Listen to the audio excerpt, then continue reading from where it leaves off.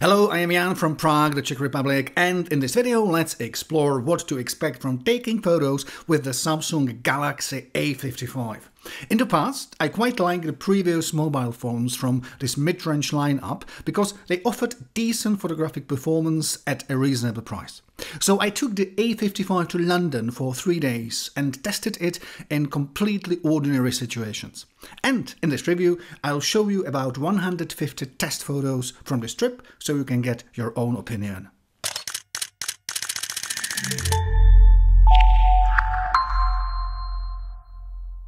What will you see in this video? We will start with a summary of the key specifications and then we'll quickly head out onto the streets of London to review the photographic performance from the test photos.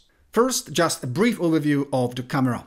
We have 3 lenses, 3 sensors at the back side and one, obviously, the selfie one on the front side. The most important lens and sensor would be the main one. You can see some example photos here, and maybe it's important to stress that it actually has 50 megapixels, which might be useful when you need a lot of details or if you need to zoom. And a beer in a famous London pub and a night scene in a bar, again, the main sensor, main lens is really good, as we'll see in a couple of minutes. Then, what should not be overlooked is the ultra-wide lens. Quite often, in the case of many mobiles, it can be just not as exciting as it should. But in that case, it's really worth to mention that the ultra-wide lens is good in quality. It offers very decent performance, as you can see here in these shots, which just would not be possible without really going ultra-wide. And the quality is really nice. And then we have the third lens, third sensor, and it's for macro photography, as you can see in these examples. But it should be noted that it has only 5 megapixels, which it's not a tragedy, but it clearly implies that you just should not be expecting miracles from it.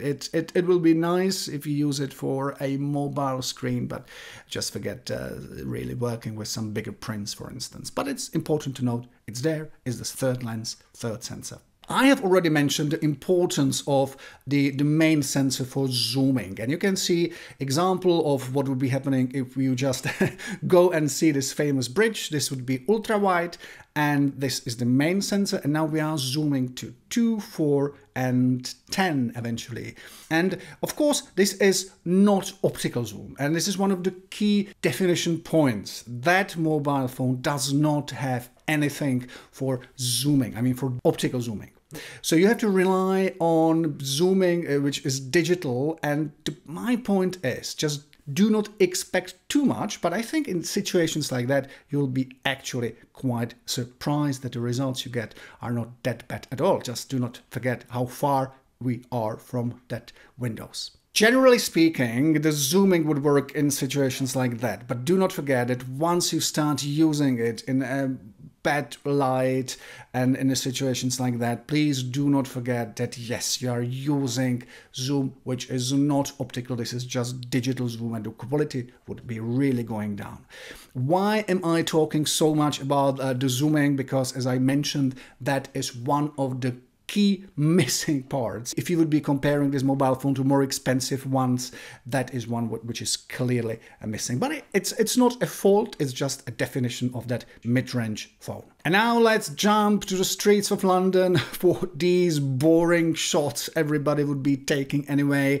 And the key point is that now you can see what to expect from that mobile phone once you go through the streets of London or any other city and you're lucky to have some sunshine. My point here would be to give you a chance to see and know what to expect. If you just go to Hyde Park and take shots of these famous phone booths, you just will not be disappointed. It should be noted though that of course if you go there in spring like I did and the colors were really shining and the sun was there, it's actually much easier than when the rain starts, as you'll see in a couple of minutes.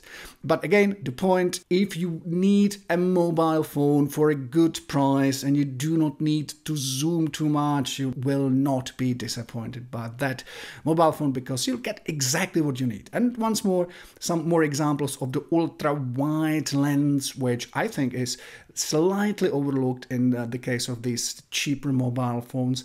and it doesn't really deserve to be mentioned. Please do not criticize me that the buildings are falling down. It's just the physics. And the famous building, famous museum, Tate Modern. And in situations like that, it might be useful, as I mentioned, to use the ability of this mobile phone to shoot to the 50 megapixels, to the full resolution, because then you can really count every single brick of the building.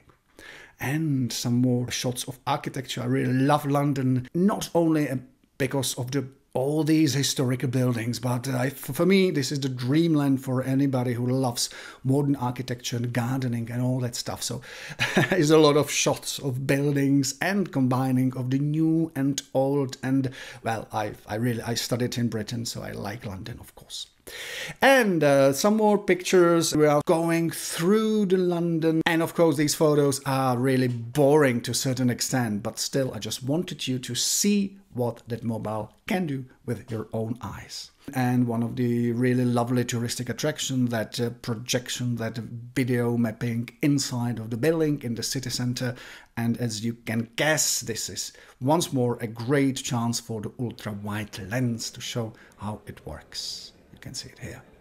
And let's go further, and as the weather changes and sun goes down, we have a chance to go to Chinatown and see how that mobile phone would deal with rather complex lighting just before sunset. As you can see, the result just will not be disappointing. One more beer. Please do not think I drink too much beer, but shots like that can give us a really good idea of how that mobile will be operating in when you'll be shooting products or simply, well, beer in the famous pub like here. And let's see some more of these amazing, or yes, of course, partly boring locations, but for testing of your camera, this is just amazing. Once more example of zooming, so that would be ultra wide, and this is the main lens, main sensor, and we are slowly zooming. Some more famous buildings, some more greenery, ultra wide, and so on. Let's go. Why am I showing you these two shots? The reason is that, of course, this is not exciting shot, but it can illustrate well that the camera is reasonably good in covering huge differences between light and shadows. I'm not telling you please do shoot like that. I'm just telling you that if you need to, the darkness will not cover all the shadows. And now this is London as you know it. The sun just goes away and the rain starts, and the only chance then is just to walk through the streets of London and try to get something interesting. Please do not be disappointed from these shots. I didn't cut them off because please do not forget that if the weather is really bad, then there is nothing which can save you. Why I took you to the Trafalgar Square is that thanks to that guy we are able to see how portrait mode works. I apologize that the composition is not perfect. Typically I should not have that much space above his head. There is one important aspect I should stress. That class of mobile phones does not have the option to zoom in the portrait mode, which means that if you really would love to do a proper portrait, it means if you would like to zoom to the gentleman's face, you just wouldn't be able to do it, which is one of the relatively big limits of A55 or pretty much any mobile phone in this price range. Just do not forget it. And details of the fire engine. One more example of portrait mode, a lady singing to people, and I did something which I would not recommend doing too often. I just used portrait mode, background get blurred.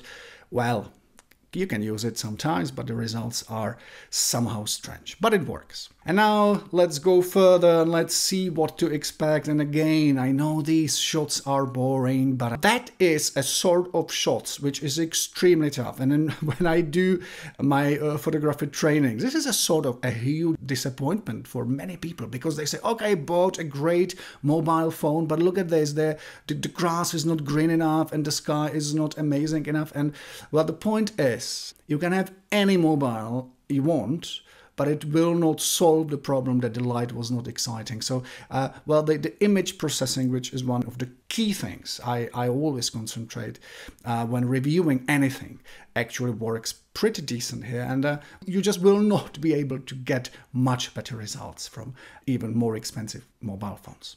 Some more rain in the famous Docklands, some more modern architecture, some more really weird places which are amazing, and we can slowly conclude our trip by these shots. And do remember that if the light would be better, the shots might be nicer. The key point is that if you really do not want to spend much money, the A55 is one of the few mobile phones I can really recommend in that price range. And one more bearing, couple of more shots, and final scenes of our trip when the sun goes down and everything turns blue and you can walk through the light rain and enjoy that fantastic city. For me, testing what mobile phones do during night and during evenings is really important, and once again you can see that the results are really good. And if you just know the trick, the greatest thing you can do is just to wait when light goes down and you are able to enter the world of night photography.